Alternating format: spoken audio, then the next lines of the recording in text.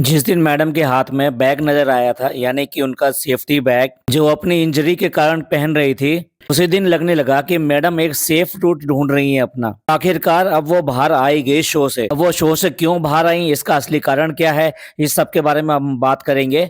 आज की चर्चा में आपका स्वागत है। जो लोग चैनल पहली बार आए हैं तो प्लीज सब्सक्राइब कर लें और बेल आइकन भी दबा दें, जिससे कि आने वाली वीडियो की इन्फॉर्मेशन आपको मिल जाए। आप हमारी इंस्टा आईडी पे भी हिट कर सकते हैं। इंस्टा आईडी नीचे दी हुई है। मैडम के बारे में एक क्लिपिंग आई पहले, तो उसके बाद में तो कई सोर्सेज से हमने इसको कंफर्म कर लिया कि मैडम सेलिब्रिटी मास्टर शेफ से बाहर आ गई हैं। हालांकि उन्होंने नहीं बताया, उनका आज ही व्लॉग आया है, लेकिन एक बार भी इस बारे में बात नहीं की है, क्योंकि एपिसोड तो बहुत पहले शूट हो जाते हैं और बाद में टेलीकास्ट होते हैं। बट मैडम ने अपने व्लॉग में नहीं बताया।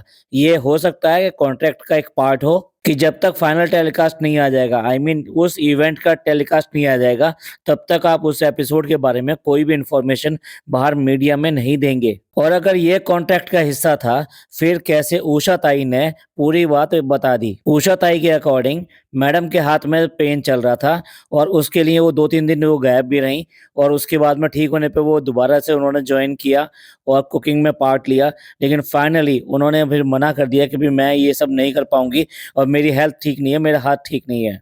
अब बात आती है कि क्या सचमुच में ही मैडम की हेल्थ का इश्यू था या फिर कोई और बात थी। जैसा कि मैडम का अभी तक का इतिहास रहा है, मैडम पहले तो चीजें शुरू करती हैं और उसके बाद में मिस्टर इंडिया हो जाती हैं। काम को पूरा करना इनकी फितरत में है ही नहीं। मैडम ने चाहे सितारा कलेक्शन चलाया हो, बल्ब प्रोडक्शन का काम किया हो, या फिर अब लेबल वाला काम चल रहा है, वो किसी में भी मैडम का दिल ही नहीं लगता और हर बार वो भाग खड़ी होती हैं अपने सो कॉल्ड पैशन को छोड़कर। कभी एक्टिंग इनका प्रोफेशन था और पैशन भी था, फिर अचानक ही इनको हाउस वाइफ बनने की लगी कि मैं हाउस वाइफ बनूंगी और मैं अपने बच्चे का, अपने हस्बैंड का टिफिन पैक करूंगी। वो तो मौका हमने देखा ही नहीं कभी कि मैडम ने उनका टिफिन पैक किया हो। बच्चा अभी स्कूल जाने की कंडीशन में है नहीं और हस्बैंड को टिफिन पैक करके नहीं दिया। वो बात दूसरी है कि झलक दिखला जा कि सेट पर टिफिन बहुत सारे चले, लेकिन वो टिफिन ज्यादा बड़े थे और वो थे जजेस के लिए, क्योंकि मैन चाइल्ड के लिए हैं, कुछ ना कुछ जगह तो बनानी थी ना।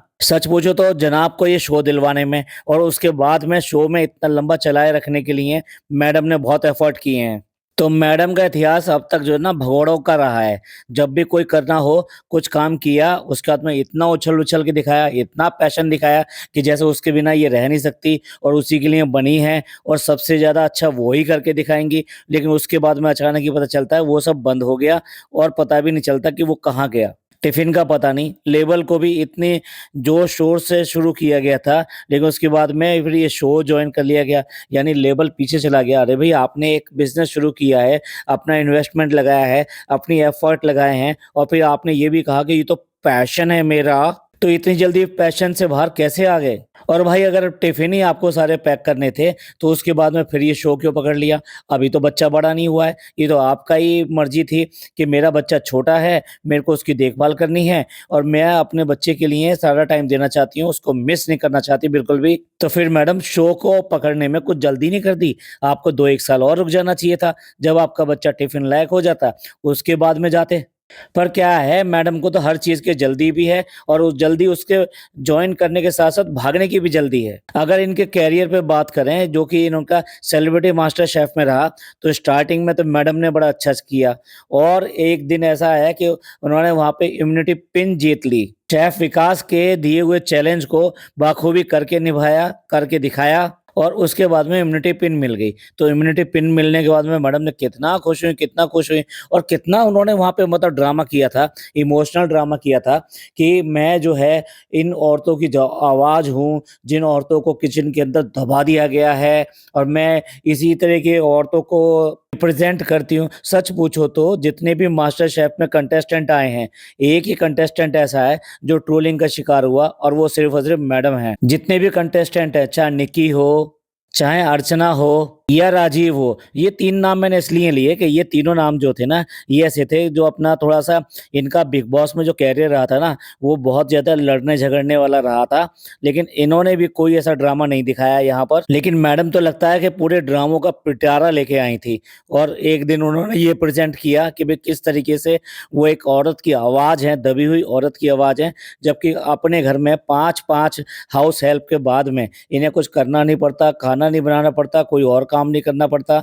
जब इनकी मर्ज़ी होती है अपने व्लॉगिंग के लिए कोई डिश बनाना तभी बनाती हैं ये सिर्फ़, उसके अलावा कभी नहीं। हाँ, हाँ, हाँ, अभी तो रमज़ान आ रहे हैं और रमज़ान का महीना आ रहा है, तो वो बात दूसरी है। और उसके बाद में मैडम ने हर बार जब रेसिपी बनाने की बात आई कि किस इंग्रीडिएंट से क्या बनाना है, तो मैडम ने हर बार जो है सेफ गेम खेला। और जब टीम एफर्ट की बारी आई तो मैडम का साफ दिखाई दिया कि मैडम जो है सबसे ऊपर रहना चाहती हैं और उसके लिए टीम में कुछ भी करना पड़े वो करती हैं और लड़ाई झगड़े भी करती हैं। पर ये बिग बॉस नहीं है मैडम, ये बिग बॉस नहीं है जहाँ पे लड़ाई झगड़े करके आप ऊपर आ सकते हो। यहाँ तो टीम एफर्ट की बात थी जिसमें आप फेल रहे। इसके बाद में आया वो शो जिसमें कि जनाब को भी बुलाया गया, मतलब ये इतने सारे कंटेस्टेंट से सिर्फ और सिर्फ 2 लोगों के घर से बुलाया गया, या ये कहिए 2 लोगों के रिलेशंस को बुलाया गया वहाँ पर। तो उसमें एक मैडम थी और मैडम का पहले कैसे इंट्रोडक्शन हुआ और उसके बाद में किस तरीके से फरहा ने उनको सराहा, या ये कहिए ऊपर चढ़ाया पूरी तरीके से।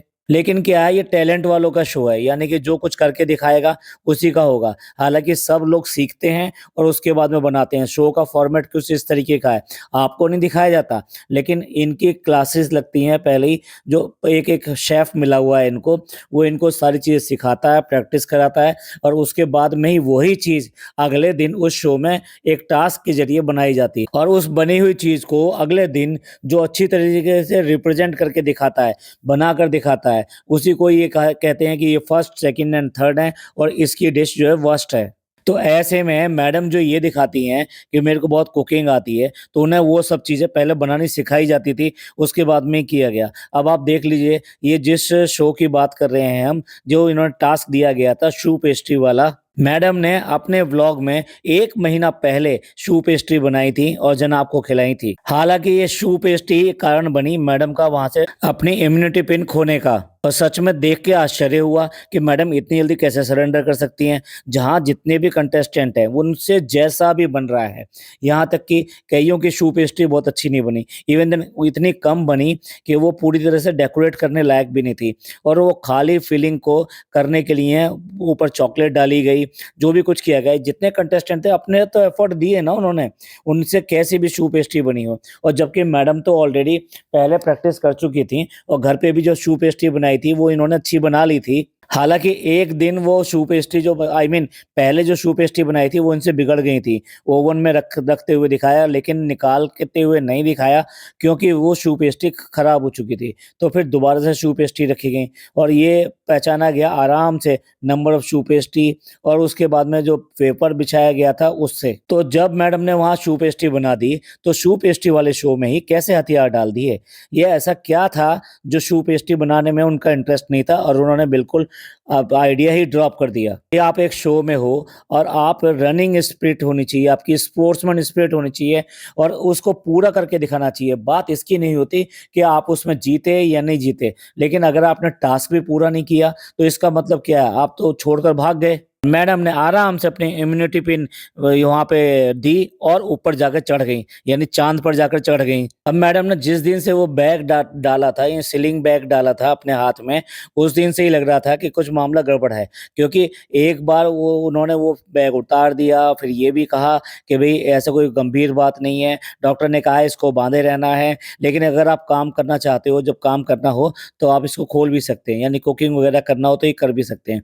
और मैडम जो है वहाँ पर गई भी उस सीलिंग बैग के साथ में, लेकिन कुकिंग वगैरह की। तो ये ऐसे कैसे हो सकता है कि एक इसी चीज़ की वजह से मैडम ने वो शो छोड़ दिया। इसके पीछे एक ही चीज़ नज़र आती है, इनमें स्पोर्ट्समैनशिप का कम होना और हार से डरना। मैडम को ये पक्का पता था कि ये शो वो किसी हालत में जीत नहीं सकती, क्योंकि हर बार वो सेफ गेम खेल रही थी और स्टिपुलेटेड टाइम में पूरा करना उनके लिए बहुत मुश्किल हो रहा था और यहाँ कहीं से भी कुछ फेवर करने का चांस नहीं मिल रहा था। हालाँकि जो कॉन्ट्रैक्ट होता है, कॉन्ट्रैक्ट में भी ये किया जाता है कि आप शो छोड़ कर नहीं जाएँगे, क्योंकि आप ऐसे कैसे जा सकते हैं। बिग बॉस में आपने देखा होगा, जो कंटेस्टेंट ये कहते हैं हमको घर से बाहर जाना है, हमें घर से बाहर भेज दो, और कूदने को भी तैयार रहते हैं। कई बार मेडिकल प्रॉब्लम्स भी हुई, लेकिन जो छोटी-मोटी मेडिकल प्रॉब्लम्स होती हैं या चोटें लगती हैं, उनके लिए डॉक्टर्स वहीं बुला दी जाते हैं, लेकिन उनको शो से बाहर नहीं भेजा जाता। कोई सीरियस मेडिकल प्रॉब्लम होने के बाद में ही आपको शो से बाहर जाने की इजाज़त दी जाती है, क्योंकि जितने भी लाइव शो होते हैं इस तरीके के, इनके अंदर कंटेस्टेंट का जमे रहना और लंबे समय तक जमे रहना ज़रूरी होता है, क्योंकि उसमें एलिमिनेशन प्रोसेस जाता है, उसके बाद में एलिमिनेशन प्रोसेस के बाद में ही वो शो कंप्लीट हो पाता है। तो यहाँ मैडम का जो कॉन्ट्रैक्ट था, वो बेसिकली बने रहने का था कि जब तक वो शो चलेगा, जब तक आपको चलना पड़ेगा। यहाँ कोई ऐसा कॉन्ट्रैक्ट नहीं हो पाया कि हम आपको सेमीफ़ाइनल तक लेके जाएँगे या फिर क्वार्टर फाइनल तक लेके जाएँगे। हाँ, सचमुच में ऐसा होता है। कई बार सेलिब्रिटी इस तरीके से उन वहाँ पे कॉन्ट्रैक्ट करते हैं कि नहीं, हमें तो वहाँ तक जाना ही पड़ेगा, क्योंकि ये हमारी रेपुटेशन की बात है। हम बीच में हमें बाहर करोगे तो हम जो है इसको जॉइन नहीं करना चाहते, और उनसे बहुत अच्छी टीआरपी मिल सकती है, इसलिए शो मेकर इस तरह के कंप्रोमाइज़ करते हैं। तो यहाँ मैडम ने अपनी लाइफ़लाइन यूज़ करी, यानी कि एक ही तरीका था शो से बाहर आने का कि मेडिकल प्रॉब्लम दिखाओ और शो से बाहर आओ। वरना तो जिस तरह से मैडम ने गिव अप किया जो शू पेस्ट्री वाले शो में, भई देखो, जब इतने लोगों ने गिव अप नहीं किया, जो सारे बना रहे थे, कैसे भी करके उन्होंने हर तरह से पूरा करा। यानी उनकी विश यही थी कि शो में बने रहें, लेकिन मैडम बिल्कुल भी नहीं चाहती थी, और मैडम ने जल्दी से हथियार डाल दिए और फटाफट वो अपनी इम्यूनिटी पिन ली और उसके बाद में ऊपर जाकर चढ़ गए। तो ये सारी चीज़ें ये बताते थे कि यहाँ पे कोई कॉन्ट्रैक्ट नहीं है इनका कि कहाँ तक लेके जाना है, और दूसरी बात,